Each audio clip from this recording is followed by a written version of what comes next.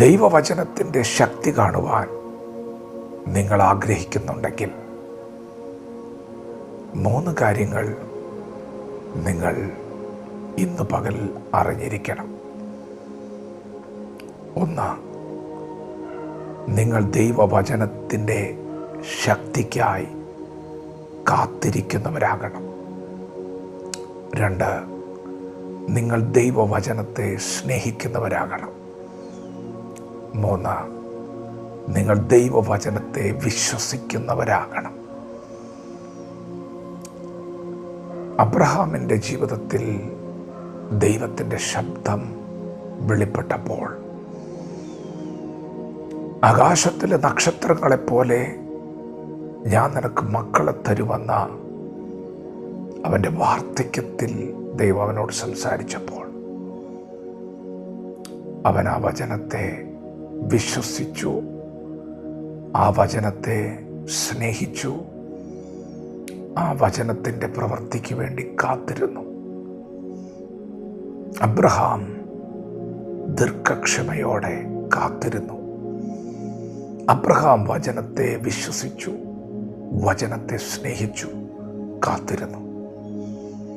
പ്രിയപ്പെട്ടവരെ, ആ കാത്തിരിപ്പ് 25ഓളം വർഷങ്ങൾ വരെ നീണ്ടു.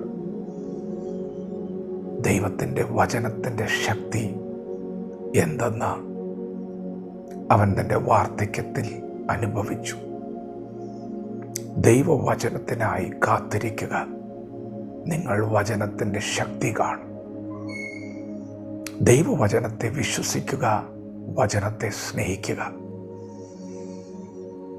ശദ്രക്ക്, മേശക്ക്, അബേദ്നെഗോ എന്നീ യഹൂദ ബാലന്മാർ ദൈവവചനത്തിൻ്റെ ശക്തി കാണുന്നതിന് തൊട്ടു മുൻപ് അവർ വചനത്തെ സ്നേഹിച്ചു.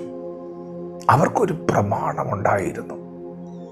എല്ലാവരും ഈ പ്രമാണത്തെ ലംഘിച്ചപ്പോൾ അവർ ഈ പ്രമാണത്തെ സ്നേഹിച്ചു.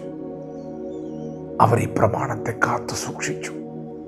വചനത്തെ അവർ സ്നേഹിച്ചു. വചനത്തിനു വേണ്ടി ജീവൻ കൊടുക്കാൻ വരെ അവർ തയ്യാറായി. ജീവിതത്തിൽ എന്ത് സംഭവിച്ചാലും വചനം വിട്ട് ഇടത്തോട്ടോ വലത്തോട്ടോ മാറില്ലെന്ന് അവർ തീരുമാനമെടുത്തു.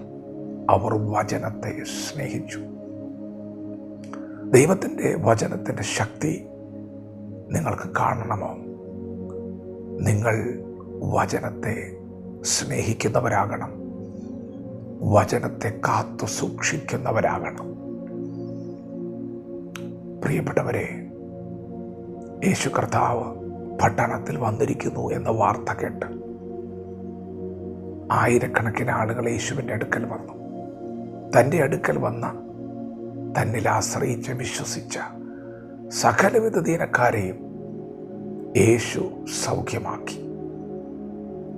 എന്നാൽ താൻ വളർന്ന തൻ്റെ പിതൃനഗരത്തിൽ യേശു വന്നപ്പോൾ അവിടെ വേണ്ടതുപോലെ വിടുതൽ നടന്നില്ല. കാരണം അവർ അവനിൽ വിശ്വസിച്ചില്ല. അവരുടെ അവിശ്വാസം നിമിത്തം അവിടെ ദൈവപ്രവൃത്തി നടന്നില്ല. പ്രിയപ്പെട്ടവരെ, വചനത്തിൻ്റെ ശക്തി കാണണമെങ്കിൽ നാം അവനെ വിശ്വസിക്കണം. യേശുവിന് സകലവും സാധ്യമെന്ന് നാം വിശ്വസിക്കണം. ഇന്ന് പകൽ പരിശുദ്ധാത്മാവ് പറയുന്നു, വചനത്തെ വിശ്വസിക്കുക, വചനത്തെ സ്നേഹിക്കുക, വചനത്തിൻ്റെ ശക്തിക്ക് വേണ്ടി കാത്തിരിക്കുക. ദൈവവചനത്തോട് പ്രതികരിക്കാം. ദൈവം നമ്മെ ഓരോരുത്തരും ഈ പകൽ അനുഗ്രഹിക്കുമാറാകട്ടെ. ആമേൻ.